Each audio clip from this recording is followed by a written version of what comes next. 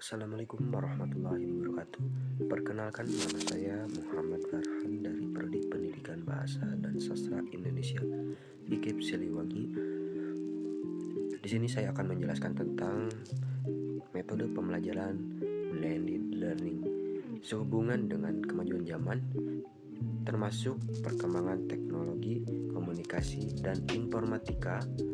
Pasti masyarakat tak asing dengan istilah blended learning. Meski sudah tak asing dengan istilah blended learning yang kerap dibicarakan, salah satu metode e-learning yang dijalankan adalah dengan metode pembelajaran blended learning. Hal ini dilakukan dengan canggihnya teknologi dan pada akhirnya akan mempengaruhi metode pembelajaran. Terutama sejak pengaruh wabah COVID-19 dan masa pandemi COVID-19 ini, sektor pendidikan juga dituntut melakukan proses belajar mengajar dengan sistem yang berbeda dengan biasanya.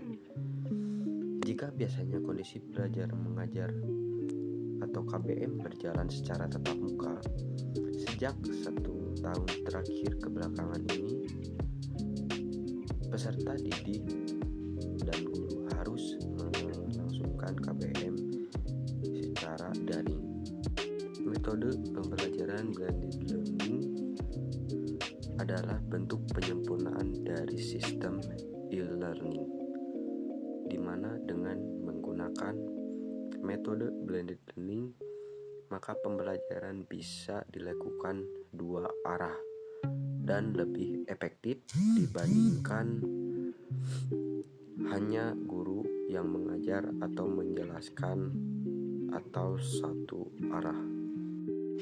Di dalam metode blended learning, siswa juga dikenalkan dengan berbagai pilihan media pembelajaran, antara menjadi fasilitator atau hanya mendapatkan materi pembelajaran saja. Selain itu, metode blended learning merupakan sebuah kombinasi pembelajaran tatap muka atau face to face dan pembelajaran jarak jauh atau daring. Berikut manfaat blended learning. Dilakukannya pembelajaran dengan metode blended learning atau menggunakan e-learning yang sudah berjalan selama beberapa waktu kebelakang ini memiliki manfaat dan keuntungan yang beragam.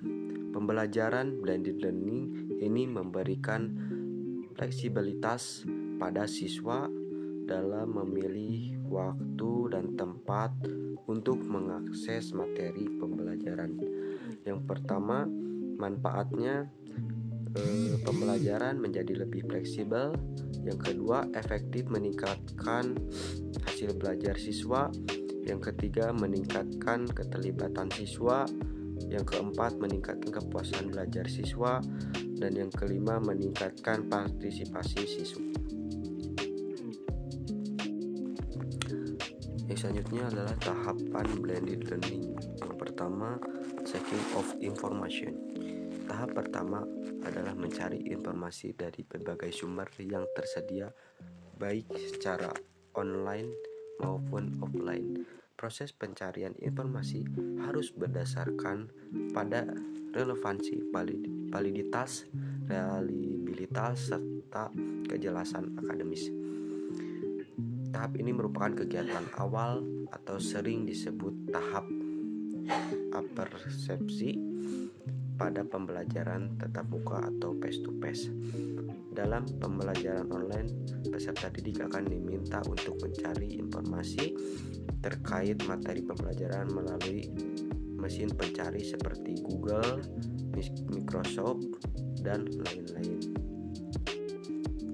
Tahap yang kedua adalah acquisition of information. Tahap selanjutnya, peserta didik diharapkan dapat menemukan dan memahami serta mengkolaborasikan informasi berdasarkan ide atau gagasan yang mereka ketahui sebelumnya. Melalui proses tersebut, peserta didik bisa melakukan interpretasi informasi dari beberapa sumber yang ditemui.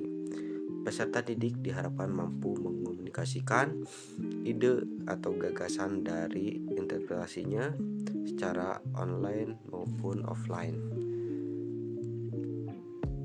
Bentuk pengkomunikasiannya pun beragam, seperti penyajian dalam bentuk grafik, presentasi, tabel, maupun laporan tertulis. Untuk tahap yang selanjutnya, yang ketiga adalah synthesizing of knowledge. Pada tahap ini dilakukan proses rekonstruksi pengetahuan. Singkatnya, peserta didik akan merancang dan menjelaskan kembali informasi yang diperoleh di tahap sebelumnya. Kegiatan ini dapat dilakukan dengan proses asimilasi dan akomodasi berdasarkan hasil analisis, diskusi kelompok, serta penarikan kesimpulan dari informasi yang diperoleh. Dalam kegiatan pembelajaran offline, tahap ketiga ini dapat dilakukan melalui aktivitas presentasi dan diskusi di dalam kelas. Jika kamu mengaplikasikannya dalam pembelajaran online, maka dapat mengarahkan peserta didik untuk membuat unggahan tugas seperti dalam bentuk laporan, makalah, dan lain-lain. Oke, selanjutnya kekurangan dari pembelajaran blended learning. Yang pertama, media yang dibutuhkan sangat beragam, sehingga sulit diterapkan apabila sarana dan prasarana yang tidak mendukung. Yang kedua, tidak meratanya fasilitas yang dimiliki oleh pembelajar atau seperti komputer, akses internet, dan lain-lain. Yang ketiga, tidak meratanya fasilitas yang dimiliki pelajar seperti komputer dan akses internet. Mungkin sekian materi yang dapat saya sampaikan. Assalamualaikum warahmatullahi wabarakatuh.